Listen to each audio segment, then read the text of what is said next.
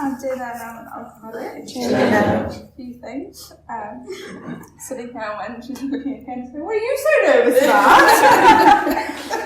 Rowan gave me a pep talk before the meeting and told me we sometimes confuse fear with excitement. This is definitely fear.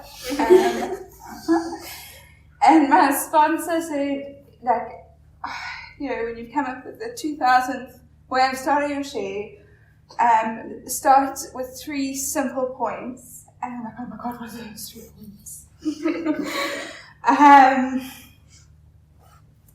But yeah, those 3 points is that I had my last mood and mind altering substance on 5th of May 2016. Today I have a sponsor. Her name is Ariana. And I have a home group. Sorry, I meant to mention that she knows where I am, and she does. And I have a home group which is on Wednesday night at 6:30 in Scotland, and that means that I've always got something to go. There's 3 points. Got it. No, what? No, I remember sitting, it must have been in my first 2 or 3 years of recovery, and I remember sitting in a friend's share, and they were sharing, it must have been 12 or 13 years, I think, and he said, this never gets easier, in fact, I think it gets harder because there's just so much, and I was kind of like, well, how much more can it be? Like, life's changed, like, completely, and it's great, and I was like, how much more can it be? Well, buckle up. Because there's loads more, and I had no idea what that was going to hold. I remember the first phone call I made to somebody when I had realised that I had a problem. I don't know if I need to mention that I ran around these rooms as Jenna the supporter for 6 months. I came to AA with a friend as a supporter, and their problems were way worse than mine, and that kept me sick for a very long time because I was never that bad, and people always thought I was great because I put up with it, but I didn't. I had a very unhealthy reliance on that relationship, and in essence it was never really about them. It was always about me. It was always about how great everyone thought I was. It was all about if I rescued them, I would be okay. It was all just so self-centered. And when one person in such a toxic friendship like that gets better, no one's life crumbles. Anyway, I remember making a phone call to someone and saying I was quite embarrassed because she knew that I was kind of a supporter, but I wasn't going to be allowed to be around anymore. And I remember phoning going, I think I need a sponsor and I think I need to come to AA. And she said, oh well, if you're not sure, you can always go back out there and feel more pain, and when you're ready, I'll be here. I was like, more pain, I can't do that. And that was my deciding factor, my final deciding moment that I wanted to do this, because all I knew was that I was incapable of living life how I lived it anymore. I still had all my material things intact. I lived in one of my favourite houses that I've ever lived in. At the time, I had my car, I had my job. Thought I had my family and my relationships, because those have really grown. And I thought I had really good friendships. But I no longer knew who I was anymore. The drinking had stopped working. The fun nights out, it was no longer fun. I used to sit at tables and just be miserable. And then I became drunk and miserable, and it sucked a lot. So anyway, that moment where I was told I could go and feel more pain was where I drew the line. And Because for the first time, I didn't need anybody else's approval to do something. And my mum, to this day, will tell me to, shh, you sound like a real alcoholic, don't tell people that. I remember telling her I was coming to these rooms, and I went to NA first, and I said to her, Mum, I'm going to NA, and she said to me, as long as you don't hang around people who have done drugs.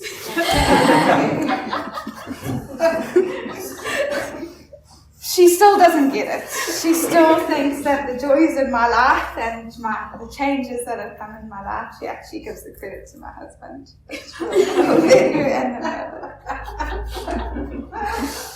Anyway,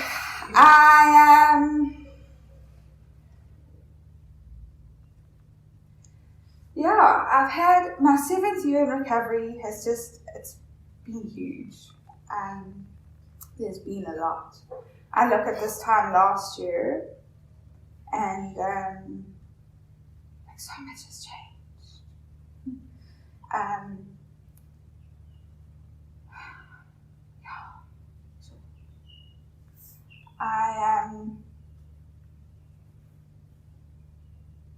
don't know where to start, to be honest. I suppose I'll start with that we got married. Something that I used to date guys to a point, and then they used to tell me, sorry, you're leaving. You literally used to go, you're not marriage material, and I was always a bit confused, but anyway, we got married.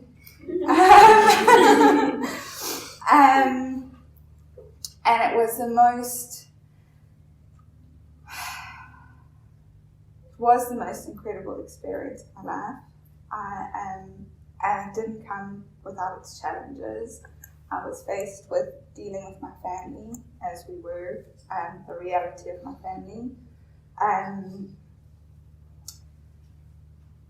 I've had to, in that time, it's brought up stuff with my parents and my childhood, really.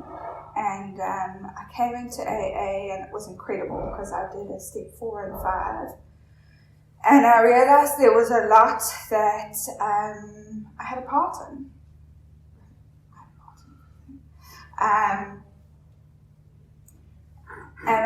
That gave me so much freedom to realize that I was not a victim of my family. Because I drank on that, and I drank on it a lot. I just had to have a phone call from my dad. And no matter what the outcome was on that phone call, it always ended up having a drink, whether it was a drink because I couldn't cope and I was miserable, or it was a drink to celebrate, or whatever it was. I drank on the stuff with my family. I forgot where I was going with that. I wasn't a victim. Going through a wedding and trying to plan a wedding and including my family in that was one of the most challenging things I've ever done.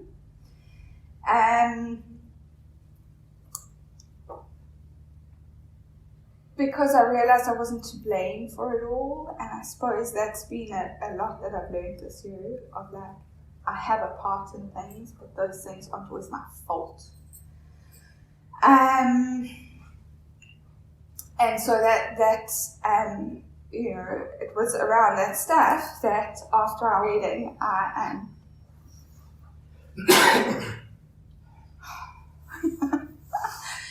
after our wedding, I crashed a little bit, and I definitely hit a rock bottom in my recovery.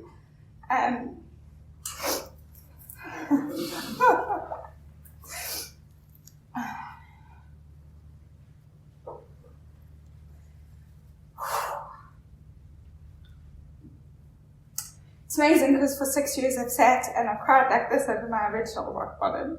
But anyway. In September, we got married at the end of July. In September, it really just crashed around me, and I found myself coming to meetings. I had a sponsor. I was ticking all the boxes, and I found myself in a heap on my lounge floor, didn't want to kill myself, but I didn't want to wake up the next morning. And that is a very shit place to be in recovery. But the stuff that's come out of it, I'm so grateful. It was a couple of weeks after that I felt very alone. Because although I ticked the boxes, I never quite showed up like this to anyone or anything. I thought that if I had any form of recovery, any form of a relationship with God, I shouldn't feel like this. And so I did. I walked around as I felt like a bit of a fraud. And what I've come to learn today is what a load of bullshit. Like if you're sitting in this chair and you think you should be anywhere else other than where you are in your recovery, what I could tell you with absolute certainty is what a load of bullshit. I sat and I came to a business meeting, and I heard somebody with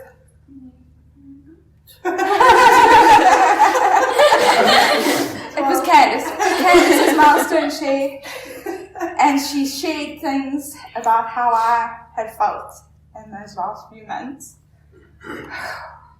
These are not happy tears. And we stood in that little quad outside, and I had the biggest hugs from two of the women in this fellowship.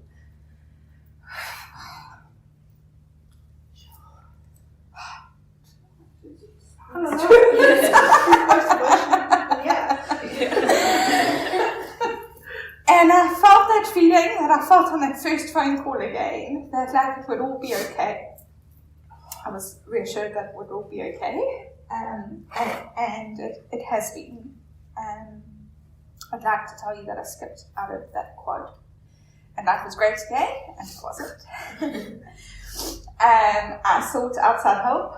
I went to a psychologist, and I had so much shame when I did that, because if I just worked my program, I wouldn't have to do that. And if I had a decent recovery, I wouldn't have to do that.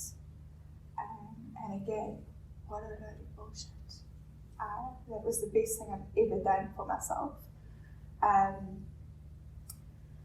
And in my first few weeks of going, I thought, I'm never going to stop this. I'm going to do this for the rest of my life. This is great. That's great. That's so helpful. And it's been incredible, because in the last month or two, I've gone, I don't need to do this anymore. And it's been great. It's been amazing to watch the journey of needing the help, taking responsibility, getting the help I needed, and then coming out the other end of it.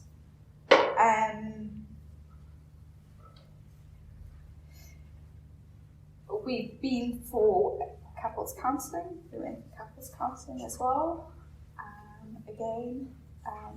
I went into that thinking if my husband just worked the program to go. What's been amazing is it's the second time we've done that. And what's been amazing is that it's always pointed big arrows at me. But those big arrows have always been the life-changing arrows for me.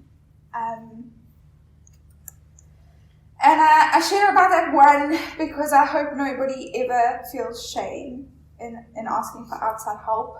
If anybody doubts it, somewhere in that literature, everyone tells you to follow the literature. In there, it says you can seek outside help. But it was one of the last counselling sessions.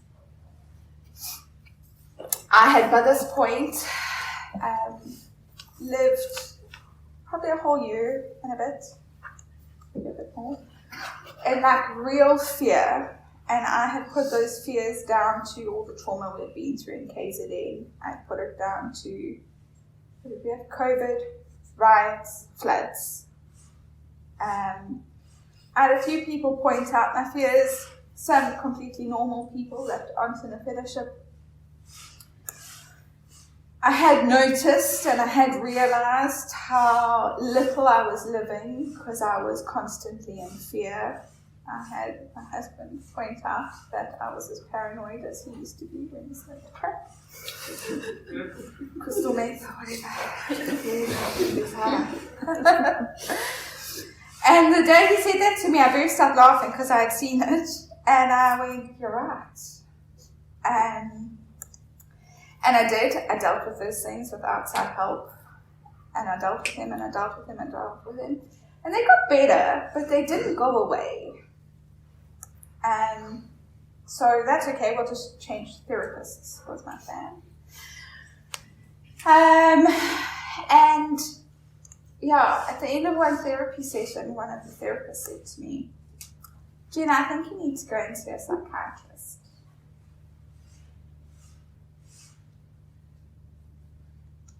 And I was, my journey with psychiatry has been that it does not work for me. I know there are people in recovery who have needed it. However, my experience and my journey has been that it does not work for me. I've tried it really hard, and it did not work. And in that, I got off that call. It was a Zoom call with her, and I went and spent some time with God.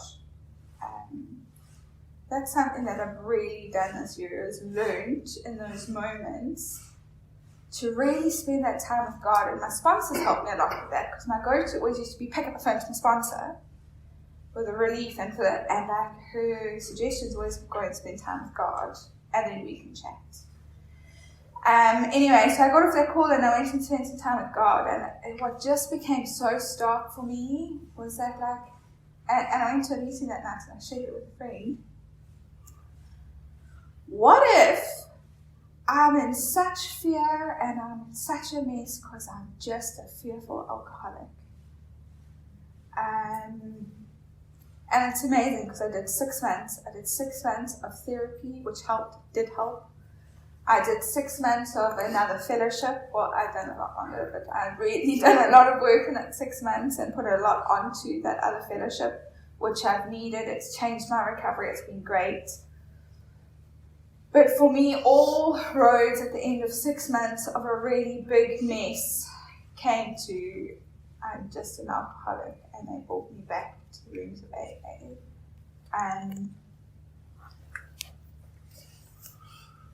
And that's where I've had my relief and my growth at. And what's happened since that big mess and lying on my lounge floor, really not wanting to survive another day. What's happened is I've had a few incredible God moments. They've come out of a lot of pain. I went on a bit of a tangent and was determined I was going to resign. I was really miserable on the job. I was going to resign, and I was going to do anything I had to, but I live in Pennington, so there's no jobs there, so I'll just make a job. So I studied what should be a 2-year course in 3 months. I opened about 4 businesses while trying to do my job. I became obsessive about what I thought I needed, and that was to leave my job and resign. My life was completely unmanageable. I had no life of my own. I worked 12 to 16 hours a day. And I thought I was determined. It was pointed out to me that I was obsessive, and I turned around and I went, I am determined. I can't remember what I said. It was a long tangent of things that were not true. And what happened at the end of that,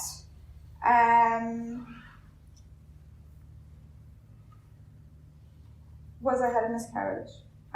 We fell pregnant, and I had a miscarriage. And there's part of me that full well can see the big picture because of the things that happened afterwards, of that it was just the wrong time. But there's part of me, and it's not a self-piteous blame myself, that goes, my life was so unmanageable. I was never going to be able to carry a full-term pregnancy and raise a child in that chaos. And I knew it. The day before we found out that I'd miscarried. I sat in my car. I'd been to a morning session, and I got home and I sat in my car and I went, how the hell am I going to do this? And my next thought was, we'll figure it out, keep going. Anyway, it all came to a grinding halt. And within 2 weeks of having a miscarriage, I closed all my businesses, all the businesses that I had tried to start, and it was a real awakening, and it was a real just stop, Jenna. I had tried to get into business with my current sponsor, who was sponsoring me in a different fellowship. I went to Codependence Anonymous, and she was sponsoring me there, and it was great. I needed it. I needed her. I needed that time in my life. But what had happened was, because we had decided to work together, I had changed sponsors to somebody who's very AA. Like, that woman knows that book. Like, I don't know how she knows it like that, but I phone her with anything, and she refers to a page in there.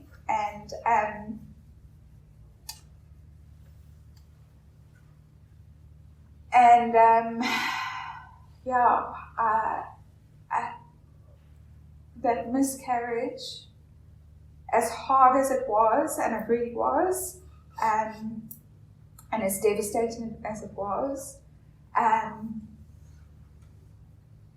I feel so guilty for saying this, but I'm going to say it, was one of my biggest blessings in the last few months. Because I don't know if I would, if I would have got to where I am to be sitting in this chair today without it. It brought me closer to God. When something like that happens, kind of left with nothing else but to turn to God, because, like it says in our preambles, no human power, and that became very real to me in that time. But yeah,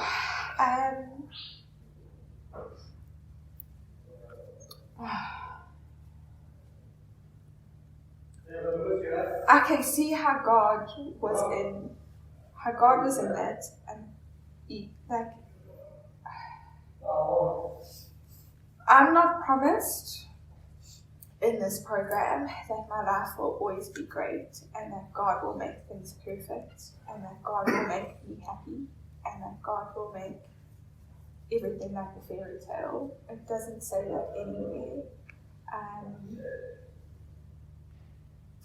Somewhere along the lines of being promised sanity and freedom from alcoholism, and we went through all that and didn't drink. When it was put on the table for me to take some form of substance for relief, it didn't appeal to me. I thought about my experience with psychiatry, and it didn't appeal to me at all. That's God for me, and that's what that book does. Is it teaches me how to connect to God, because I also remember at some point in my recovery, it was a few years ago, I didn't know, I was scared of God. I didn't know how to connect to God. I remember being fearful. I can't remember what I was in a mess about, but I remember being too scared to get on my knees in case God taught me a lesson and was going to give me pain with it. And what I've learned, this is very handy. If you ever put it in there, great idea.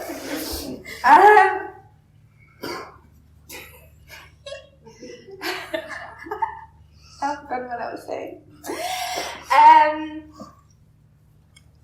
I don't know, I was talking about God. Oh, and that's what I've really learned in this last year, is who my God of my choice really is. And at some point I was made to write 2 columns. What is God and what is not God?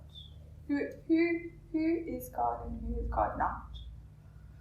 And that's really helped me with connecting, especially in the difficult times that we've had, is that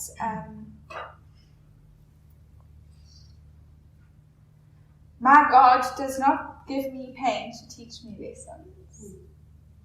That is an old belief system that really was a block to a real connection to my higher power for a long time in recovery. I can look at bad situations and I can take a lesson out of them, but I don't believe that my higher power is a man in this metal armor with this spear ready to teach me a lesson and punish me. Because I can't connect to that God. I'm terrified of that God. Something that was suggested to me and shared with me is that, like, what if God is on a wonderful, beautiful island with, like, dancing with palm leaves? Like, what if? Like, we all say we're going to be open-minded, right? What if we're open-minded to that kind of thing? What if we're open-minded to a gentle God that, like, has nothing but my best intentions? If I do that, I had the most amazing things happen in the last 3 months.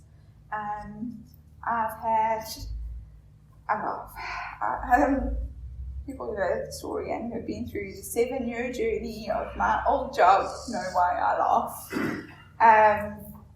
My world came to an end. Like, I was told the company was closing, and it was nuts, and I didn't get paid a salary, and it was chaos, and it was the best thing that's ever happened to me. I always hung on to that job because it paid really well, and I had really cool hours, and I had freedom, and I didn't have freedom there. I had fear, and I had anxiety, and I had money in God's place. That's what I had with that job. And it's been amazing because with all what's gone on in the last 3 months, all that stuff was going on. Like, I was told the company was closing. We weren't being retrenched. Then we were told the company was not closing, but we had to resign. We weren't getting a salary. I went through all that stuff with this, like, internal knowing. I just knew I would be okay. And what happened was I got 4 job offers in a week. I got to choose which the one I felt like was a cool job. After banging my head on that wall for 7 years and hanging on so tight to that money and that so-called freedom, I got freedom from the job that pays a whole lot less and I work a whole lot harder. And it's been, I got freedom out of just the simple things out of it. Of, like, the fact that I've got to get up, get dressed, put makeup on and be somewhere in the morning. I've got to be accountable to somebody. I love it. It's been amazing. That was all, like, my biggest fears of, like, being micromanaged and having to check in and out of salons on an app. Well, guess what? I do it every day and I love it. How? I don't know. I don't care anymore. I don't care about the house anymore. And I really believe that that's what I started to do at the end of last year, just before I ended up in a heap in my lounge, was that I constantly wanted to know how. I overthought everything. It needed to make sense before I did things. And I suppose it's like the analogy of the light switch. You know, we walk into a room and flick the light switch, the lights come on. How many of you walk into a room, click the light switch, or, like, stand and watch the light switch for half an hour and wonder how the electricity is going to move to switch the lights on? Yeah. We don't do that. And so, the last 3 months, I'm really grateful for the hectic times I've had in the last year. It's been, like I say, this year has been the biggest year, but I've had the biggest blessings out of it. I felt like a newcomer again. I felt like that first year where everything's amazing again, but it's because I've surrendered like I surrendered in that first year again. And that's available to me at any time. But I've got to got to do the work, and I've got to do the footwork, and I've got to let go. Got to let go of my ideas and old ideas. I've got to let go of setting at the light switch and thinking over and over and over again before I forget. So, yeah. I'm very grateful today. I'm very grateful for this fellowship. And I'll finish off with this. At our wedding, obviously getting married was amazing. But I stood up to say a speech at my wedding.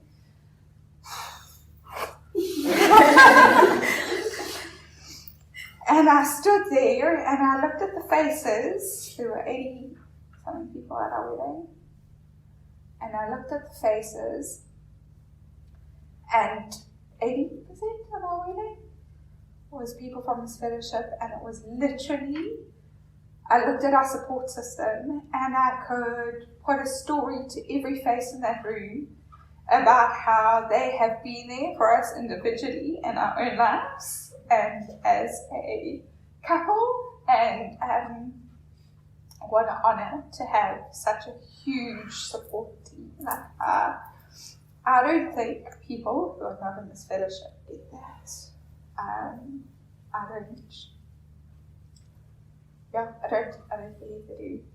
We have a very special connection with very special people that sit in this room. Thanks for the energy.